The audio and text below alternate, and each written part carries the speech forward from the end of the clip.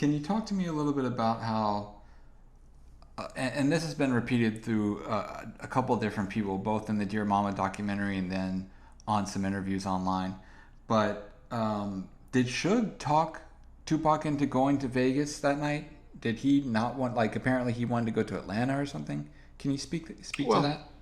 everybody know the rumor that I believe it's Kenny Lassane, my boy Bill. Man, I tell you, I'm Bill Lassane is a good dude. Will Lassane, really like that brother. But his brother Kenny, oh man, he allegedly stole the gun, one of Tupac guns that he had at a house and went and pawned it at a uh, at a pawn shop or maybe the local uh, the local man. And so Tupac heard about it and was mad. Anybody ever been on parole and I don't know on an appeal bond and everybody always say, yo, Tupac, they want to say Tupac was made to go to Vegas by Suge and all of that. No.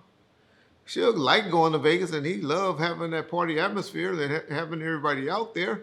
He knew that it was a big marketing event because Pac was, was supposed to, I believe, no, that wasn't the time I don't think he was supposed to walk out with him rapping a song. Some talks about that.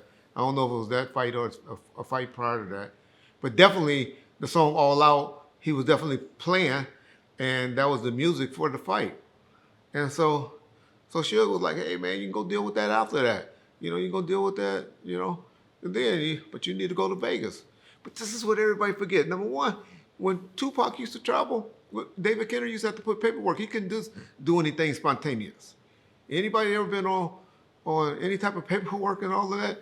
Y'all know, y'all tell these people, you can't just move and go state to state. Your attorney's got to get permission from your probation officer or parole officer or whoever, whatever guidelines you're under to move. But so he had that issue. David Kenner was a genius at making that happen. But more importantly, everybody forget, and y'all, because y'all don't know. And I hate that y'all always try to make Suge Knight as the guy that forced him to do this because he wanted to set up because they had called an audit and all of that. Man, all right. Okay. But it wasn't an audit. How can you call an audit and your royalties only two? I swear, it's so funny to me. His album came out February 13th, 180 days from there. That's August the 13th. Come on, y'all. If he would have called an audit at that time, he would have been unrecouped because y'all always say, "Oh, he sold 10 million records." Okay, that's over the lifetime of the album. That wasn't in the first 6 months of the sales of the album. Young people, that wasn't SoundScan. It might have been shipped 2 million or something like that, but that is not what SoundScan was reporting at the time. But we knew we had a great album and a hit on hand. But I'm just trying to tell y'all, man, Tupac was on probation in LA County, right?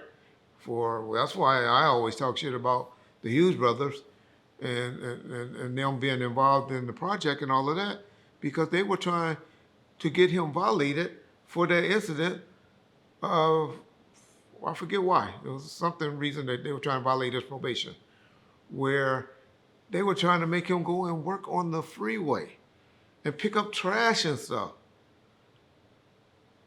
Well, of course, that magician, David Kenner made that happen where it went away. Where somehow he got it where we had to go and do the 3-strike law thing and got credit for that with the Brotherhood Crusade, the giving away stuff at different events. But more importantly, y'all don't know it was for the police association. Y'all always talk about Tupac AUL, maybe okay. He didn't care. He was trying to get He was trying to get his community service worked off by we had it set up where we were given the Las Vegas Police Department Boxer Association, some retired boxer out there, a donation, and it made it like a benefit where Pac was performing at that club that night, and so he can get time off and get credit for being on for his community service. That's what was happening. Those were all the things. If Suge was insisting that he stay and not go to Vegas, that would have been the reason that Suge, as his mentor or manager slash record company owner and friend, would say, "Hey man, we deal with that. That's a fucking gun. We can deal with that later. That's your cousin. He gonna always be there." If that's true. I mean, I'm sure if y'all know anything about Tupac, if y'all haven't learned anything, he was very hot-headed and quick, tempered, and want to deal with stuff. But something like that couldn't wait one more day. I'm sure him thinking about it and later decided that, hey, okay, I'll deal with that another way. But probably had forgot about it. Probably was just like, all right, you cut off, Kenny. But that's what happened. That's the truth. And so would y'all stop that narrative about, because the people that started that and pushed that wants to believe that Suge Knight had something to do with it, with the murder of Tupac. I'm sure just like it hurts me, it gotta hurt Suge Knight triple time what it hurts him when people making no accusations. Suge Knight loved Tupac Shakur. Tupac Shakur loved Suge Knight. Who knows what they would be in 2023 if they both were around each other. But September the 7th, September the 6th, all the way to September the 13th, if he could think about Suge or anything, it wasn't nothing but good thoughts. Well, let's see, maybe before September the 6th. When he was fighting for his life, he was probably mad at everybody, wondering why he was in that position. But prior to that, he was loving everything about Suge Knight. So, yeah, we're going to stop debating and talking about that. If y'all don't believe the whole Keefe D scenario, there's really nothing else we can talk about. Anything else, Keefe D didn't work for no government, didn't work for no Reggie, didn't work for nobody. That was some retaliation for assault to their nephew, and possibly, maybe a 2-for-1 for him saying, hey, I can get some money that was offered to me for shooting Suge and Tupac. That's why Keefe D and them got in that car and did what they did. But mainly, is for some gangbanging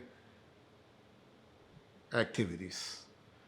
Is why Tupac Shakur is no longer with us, and because that's God's will. That was God's decision to make all our dates.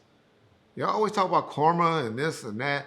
Is this why this happened or this why this happened? So all the good people that died, they had some karma too.